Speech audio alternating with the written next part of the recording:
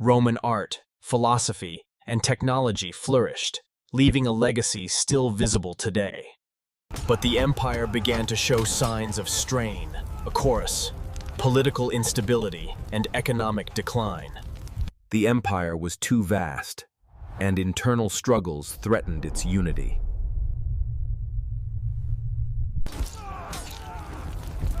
The seeds of its eventual collapse were sown during this turbulent time. By the 5th century, the once mighty Roman Empire was crumbling. Barbarian tribes, like the Visigoths and Vandals, threatened the empire's borders.